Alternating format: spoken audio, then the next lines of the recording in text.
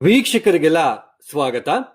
2026 June ತಿಂಗಳಿನ 12 ರಾಶಿಯವರ ಫಲಾಫಲಗಳು ಹೇಗಿದೆ ಅಂತ ನೋಡ್ತಾ ಹೋಗೋಣ. ಮೊದಲಿಗೆ ಗ್ರಹ ಸಂಚಾರದ ಬಗ್ಗೆ, ಈ ಜೂನ್ ತಿಂಗಳಿನಲ್ಲಿ ಗ್ರಹ ಸಂಚಾರಗಳ ಬಗ್ಗೆ ತಿಳ್ಕೊಳ್ಳೋಣ.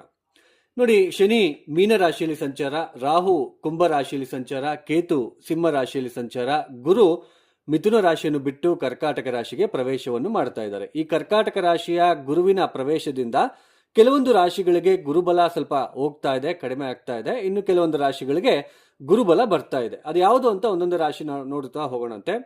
ಅದೇನೇ ಇಲ್ಲಿ ನೋಡಿ, ಇನ್ನೊಂದು ವಿಷಯ ಇಲ್ಲಿ ಗುರುಬಲ. ಈ ಗುರುಬಲ ಅನ್ನೋದು ಕೇವಲ ನಮಗೆ ಊಟಕ್ಕೆ ಉಪ್ಪಿನಕಾಯಿ ಇದ್ದಾಗೆ. ಯಾಕೆಂದ್ರೆ ಬರೀ 5 ತಿಂಗಳು 6 ತಿಂಗಳು ಅಥವಾ 1 ವರ್ಷ ಇರ್ತಕ್ಕಂತಹ ಗುರುಬಲ ನಮ್ಮ ಜೀವನದಲ್ಲಿ ಎಲ್ಲವೂ ಕೂಡ ಅದು ಮಾಡೋದಿಲ್ಲ. ನಮ್ಮ ಜಾತಕ ಅಂತ ಇರುತ್ತೆ. ಇದೇ ತರಹ ನಮಗೆ ಕುಂಡಲಿ ಇರುತ್ತೆ. ನವಗ್ರಹಗಳು ಕೂಡ ಎಲ್ಲೆಲ್ಲಿದ್ದಾರೆ, ಅವರು ವಕ್ರಿ ಆಗಿದಾರ, ಅವರು ಬಲಹೀನ ಸ್ಥಿತಿಯಲ್ಲಿದ್ದಾರಾ, ಅಥವಾ ಅವರು ಎಷ್ಟು ಡಿಗ್ರಿಯಲ್ಲಿದ್ದಾರೆ, ಅವರಿಗೆ ಯಾವ ಗ್ರಹಗಳ ದೃಷ್ಟಿ ಇದೆ, ಇದನ್ನೆಲ್ಲನೂ ಕೂಡ ನಮಗೆ ಅಬ್ಸರ್ವ್ ಮಾಡಬೇಕಾಗುತ್ತೆ. ಸೊ ಈ ನಮ್ಮ ವೈಯಕ್ತಿಕ ಜನ್ಮ ಜಾತಕ ರೀತ್ಯ ಗ್ರಹ ಸ್ಥಿತಿಗಳು ಚೆನ್ನಾಗಿಲ್ಲ ಅಂದ್ರೆ ಊಟ, ಅದು ಮೇನ್ ನಿಮಗೆ ಅರ್ಥ ಆಗ್ಲಿ ಅನ್ನೋದಕ್ಕೋಸ್ಕರ ಇದನ್ನ ನಾನು ಹೇಳ್ತಾ ಇದ್ದೇನೆ. ಊಟದಲ್ಲಿ ಉಪ್ಪು ಮತ್ತೆ ಖಾರ ಇಲ್ಲದೆ ಇದ್ದಾಗ ಉಪ್ಪಿನಕಾಯಿ ಹಂಚ್ಕೊಂತೀವಿ ಅಂದ್ರೆ ಜನ್ಮ ಜಾತಕ ರೀತ್ಯ ನಮಗೆ ಗ್ರಹ ಸ್ಥಿತಿ ಸರಿ ಇಲ್ಲ, ದಶಾಭುಕ್ತಿ ಸರಿ ಇಲ್ಲ. ಸೊ ಅವಾಗ ಗುರುಬಲ ಅಂತ ಬಂದಾಗ ಸ್ವಲ್ಪ ದಿನ ಕೈ ಹಿಡಿಯುತ್ತೆ ಅಂತಕ್ಕಂಥದ್ದು ಅಷ್ಟೇ. ಮೇಜರ್ ಆಗಿ ನೀವೆಲ್ಲ ರಾಶಿ ಭವಿಷ್ಯ ಅಂತಾನೆ ನೀವು ಬಹಳ ತುಂಬಾ ನಂಬಿಕೆ ಇಟ್ಕೊಂಡು ಹೋಗ್ತಾ ಇದ್ದೀರಾ. ತುಂಬಾ ಮುಖ್ಯವಾಗಿರ್ತಕ್ಕಂಥದ್ದು ಜಾತಕ ಮತ್ತೆ ಲಗ್ನ ಯಾವುದು. ಈಗ ಮೇಷರಾಶಿ ಒಬ್ಬ ವ್ಯಕ್ತಿ, ಲಗ್ನ ಯಾವುದು? ಸೇಮ್ ಕರ್ಕಾಟಕ ಲಗ್ನನ, ಸಿಂಹ ಲಗ್ನನ, ಕನ್ಯಾ ಲಗ್ನನ, ಮತ್ತೆ ತುಲಾ ಲಗ್ನನ, ವೃಶ್ಚಿಕ ಲಗ್ನನ. ಈ ಲಗ್ನಕ್ಕೆ ಯೋಗಕಾರಕಗಳು ಎಲ್ಲೆಲ್ಲಿದ್ದಾರೆ, ಯಾರು ಒಳ್ಳೆ ಮಾಡ್ತಕ್ಕಂತಹ ಗ್ರಹಗಳು, ಯಾವ ದಶಾಭುಕ್ತಿ ನಡೀತಾ ಇದೆ, ಇದು ತುಂಬಾ ಇಂಪಾರ್ಟೆಂಟು.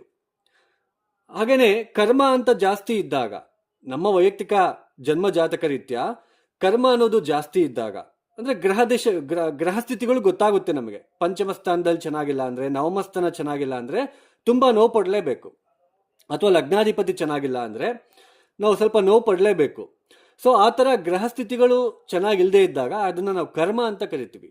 ಆ ಕರ್ಮನ ಕಡಿಮೆ ಮಾಡ್ಕೊಳ್ಳೋದಕ್ಕೋಸ್ಕರ ನಾವೇ ಸ್ವತಃ ಪರಿಹಾರಗಳನ್ನು ಮಾಡ್ಕೋಬೇಕು. ಆ ಗ್ರಹಗಳ ಮೇನ್ ಯಾವ ಇನ್ಫ್ಲುಯೆನ್ಸ್ ತುಂಬಾ ನಡೀತಾ ಇದೆ, ಯಾವ ಇನ್ಫ್ಲುಯೆನ್ಸ್ ಅಲ್ಲಿ ನಾವು ತುಂಬಾ ನೋವು ಪಡ್ತಾ ಇದೀವಿ, ಆ ಗ್ರಹ ದಶೆಗಳಿಗೆ ತಕ್ಕಂತೆ ನಾವು ಸ್ವತಃ ಪರಿಹಾರಗಳನ್ನ ಮಾಡ್ಕೊಳ್ತಾ ಹೋಗ್ಬೇಕಾಗುತ್ತೆ.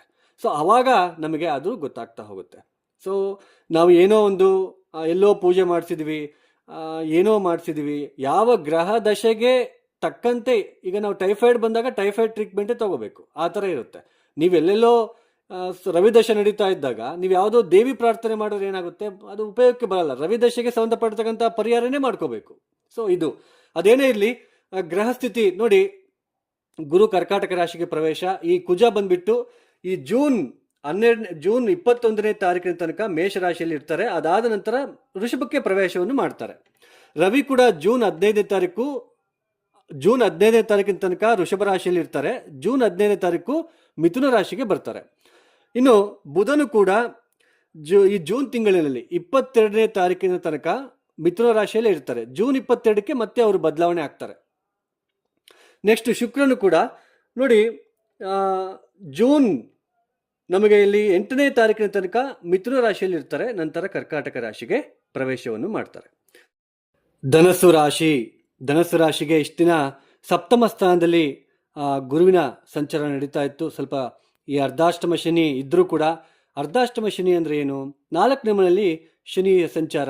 4ನೇ ಮನೆ ಏನು ಹೇಳುತ್ತೆ, ನಮ್ಮ ಮನಸ್ಸು ಯಾವ ಥರ ಇರುತ್ತೆ, ನಾವು ಕಂಫರ್ಟ್ ಆಗಿ ಇರ್ತೀವ ಇಲ್ವಾ, ಹ್ಯಾಪಿನೆಸ್ಸು, ನಾವು ಸಂತೋಷಕರವಾಗಿ ಇರ್ತೀವ ಇಲ್ವಾ, ನಮ್ಮ ಗೃಹ ಯಾವ ಥರ ಇರುತ್ತೆ, ನಮ್ಮ ಮನೆಯಲ್ಲಿ ಯಾವ ಥರ ಇರುತ್ತೆ ಪರಿಸ್ಥಿತಿಗಳು, ತಾಯಿ ಜೊತೆ ಯಾವ ಥರ ಇರ್ತೀವಿ, ಇದೆಲ್ಲನೂ ರೆಪ್ರೆಸೆಂಟ್ ಮಾಡುತ್ತೆ.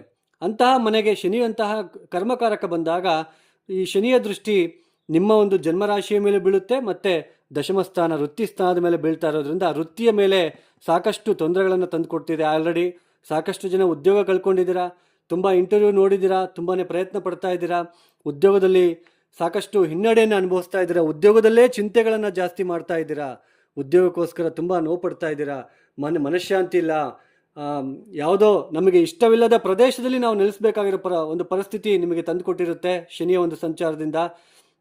ನಮಗದು ಇಷ್ಟ ಇಲ್ಲಪ್ಪ, ಪ್ಲೇಸು ಚಿಕ್ಕ ಮನೆ ಅಥವಾ ಕಂಫರ್ಟ್ ಇರೋದಿಲ್ಲ, ಆ ಮನೆಯಲ್ಲಿ ಹ್ಯಾಪಿನೆಸ್ ಇರೋದಿಲ್ಲ, ಏನೋ ಒಂಥರ ಪ್ರದೇಶಗಳು, ನಾವಿರ್ತಕ್ಕಂಥ ಪ್ರದೇಶ ನಮಗೆ ಚೆನ್ನಾಗಿರೋದಿಲ್ಲ. ಅಂಥ ಪ್ರದೇಶದಲ್ಲಿ ನಾವು ವಾಸ ಮಾಡಬೇಕಾಗಿರೋ ಪರಿಸ್ಥಿತಿ, ಹಾಗೆಯೇ ಇಷ್ಟವಿಲ್ಲದ ಕೆಲಸದಲ್ಲಿ ನಾವು ಇರಲೇಬೇಕಾಗಿರೋ ಪರಿಸ್ಥಿತಿನ ತಂದುಕೊಡ್ತಾ ಹೋಗುತ್ತೆ ಶನಿಯ ಸಂಚಾರ. ಅಂತಹ ಶನಿಯ ಸಂಚಾರ ನಡಿಬೇಕಾದ್ರೇ ಸ್ವಲ್ಪ ಸಪ್ತಮ ಸ್ಥಾನದಲ್ಲಿ ಗುರುವಿನ ಸಂಚಾರ ನಡೀತು, ಸ್ವಲ್ಪ ಗುರುಬಲ ಇತ್ತು. ಇನ್ನು ಮುಂದಕ್ಕೆ ಅಷ್ಟಮ ಸ್ಥಾನಕ್ಕೆ ಬರ್ತಾ ಇದ್ದಾರೆ. ಜೂನ್ ತಿಂಗಳಿನಿಂದ ಅಷ್ಟಮ ಸ್ಥಾನದಲ್ಲಿ ಸಂಚಾರ. ನಿಮಗೆ ಕುಜನ ಬಲ ಇದೆ, ರವಿಯ ಬಲ ಇದೆ.